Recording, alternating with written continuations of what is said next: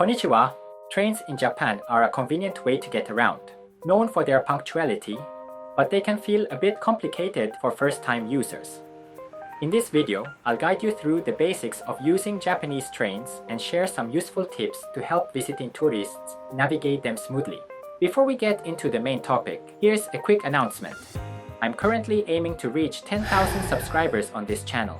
If you'd like to support me, please don't forget to give this video a thumbs up and subscribe to the channel. Thank you for your support.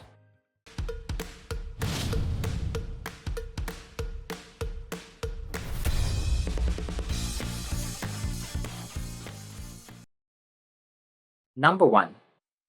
Checking train routes. Japan's railway network is highly developed, making it a convenient mode of transportation for visitors. However, its complexity can sometimes be overwhelming. To begin, it's important to research the train routes and transfer methods in advance to reach your destination. At stations and on platforms, route maps are displayed, and most of them include English translations. Additionally, smartphone apps make it easy to search for routes. We've explained how to use these apps in detail in another video, so be sure to check it out. When choosing a route, you can also rely on station information boards or seek assistance from station staff. Station employees often provide guidance in basic English, so don't hesitate to ask if you're unsure about something. Japan's trains are known for their punctuality and efficiency, but to make the most of this reliability, careful planning and gathering information in advance are key. Now, let's talk about some important tips for those visiting Japan for the first time. In Japan's railway system, each train line is assigned a unique color and number, making it easier for passengers to navigate their way to their destination. For example, on the Tokyo Metro, the Ginza line is orange, the Chiyoda line is green, and the Tozai line is light blue. These color codes are prominently displayed on maps, signs, train exteriors, and station markers, allowing passengers to identify their line briefly. The platform design also incorporates the line's color, making it visually intuitive to confirm the correct train. Additionally, many urban train systems in Japan assign station numbers to make navigation even simpler. These station numbers combine an abbreviation of the line name and the station sequence along the route. For example, on the Tokyo Metro Marunouchi line, Shinjuku Station is labeled M08, while Tokyo Station is M17. These numbers appear alongside station names on signs and maps, providing an easy reference for travelers who may not be familiar with Japanese. The station numbering system is particularly helpful for foreign tourists or those who cannot read Japanese. For instance, if you need to travel from M08 to M12, you can simply follow the sequential numbering to reach your destination. This system is also beneficial when station names include complex kanji characters or when navigating intricate transfer routes. By combining route colors and station numbers, the system enables passengers to intuitively and visually grasp their travel route. Even in cities with dense and complex railway networks, this approach ensures smooth navigation to your destination. The system is also integrated into station signage and navigation apps, further enhancing its convenience. Number 2. Purchasing tickets. When using trains in Japan, purchasing a ticket is the first step. Tickets are usually bought from ticket vending machines, many of which offer English language options. The process is simple. Change the language settings on the screen, select your destination, and pay the displayed fare. Most machines accept cash, and some stations also accept credit cards. For tourists, using IC cards like Suica is especially convenient.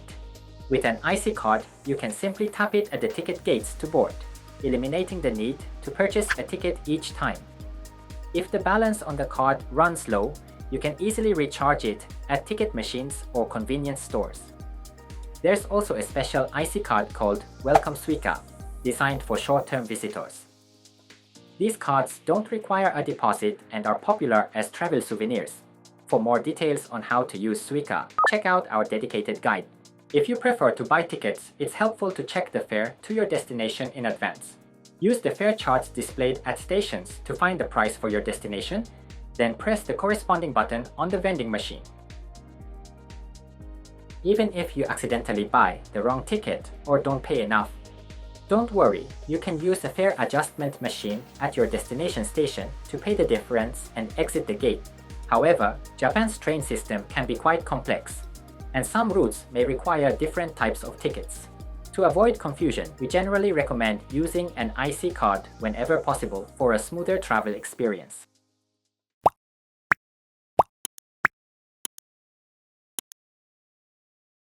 Number 3. Passing through ticket gates. When boarding a train in Japan, the method for passing through ticket gates differs depending on whether you're using a paper ticket or an IC card. Understanding these procedures will help you navigate the gates smoothly. For paper tickets, insert your purchased ticket into the slot at the ticket gate. The ticket will come out from the other side of the gate. Retrieve it and proceed through. Keep the ticket with you throughout your journey, as you'll need it to exit your destination. When exiting, insert the ticket into the gate at your destination. The ticket will be collected by the machine, so there's no need to retrieve it after passing through. For IC cards, simply tap your IC card on the card reader at the gate. A beep sound will confirm your entry, and the remaining balance will be displayed on the screen. If your card balance is insufficient, you won't be able to pass through, and you'll need to recharge it at a nearby vending or charging machine. Unlike paper tickets, there's no need to handle the card during your journey. Just tap it at the gates to enter and exit.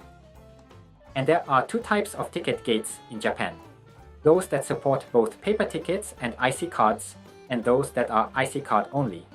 The IC card only gates lack a slot for paper tickets, so be sure to check the signs and choose the correct gate. In busy urban areas, some stations use IC card only gates to reduce congestion, so it's important to pay attention to the station signage. Number 4. Things to keep in mind on the platform.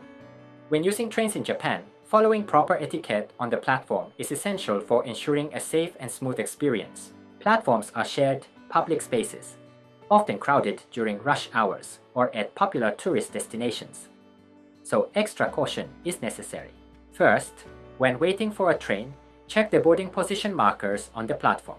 Most stations have markings on the floor indicating where the train doors will align when the train stops. Standing in line at these markers helps maintain order and allows passengers to board and exit efficiently. Safety should always be a priority on the platform.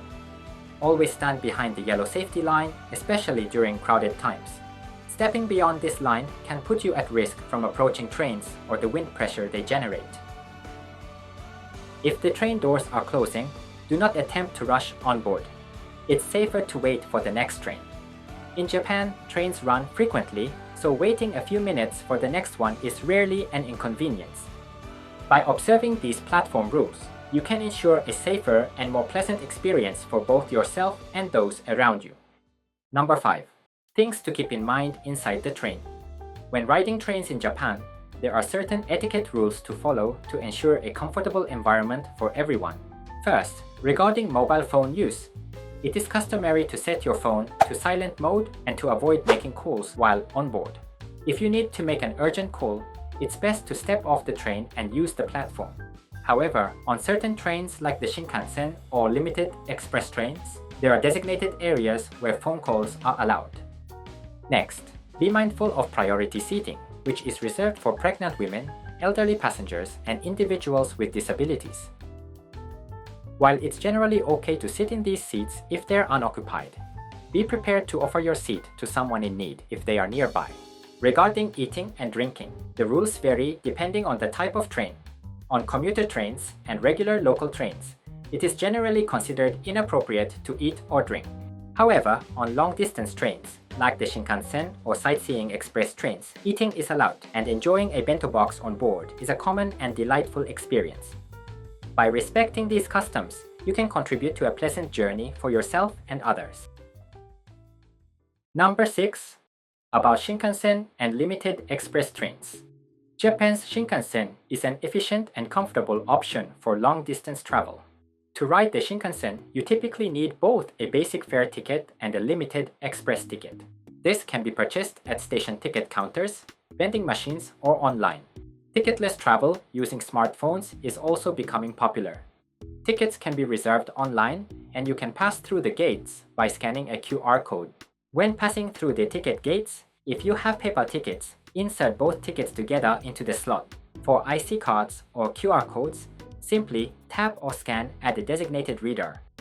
Once you arrive at the platform, check the car number of your reserved seat and wait at the corresponding boarding position, indicated by signs on the platform. Shinkansen trains stop precisely, with doors aligning perfectly with these markers, making boarding straightforward. When the train arrives, allow passengers to disembark before boarding to ensure smooth movement. Inside the train, you can use the overhead racks or designated luggage spaces at the rear of certain cars to store your belongings. For large luggage, be aware that prior reservations might be required for specific storage areas, so check in advance if you are traveling with oversized bags. By following these guidelines, you can enjoy a seamless and pleasant journey on the Shinkansen. Additionally, if you are using the JR Pass, you do not need to purchase separate tickets for the Shinkansen. However, if you wish to use a reserved seat, an advance reservation is required. Reservations can be made at the station's ticket office or at designated seat ticket machines. Simply present your JR Pass to secure your seat for free. If you prefer to use unreserved seating, no reservation is needed. Just show your JR Pass at the ticket gate to board the train. However, it's important to note that the JR Pass does not cover certain trains, such as the Nozomi or Mizuho. Be sure to check in advance which trains are eligible for JR Pass holders to avoid any inconvenience. In this video, we've highlighted some key tips to keep in mind when riding trains in Japan.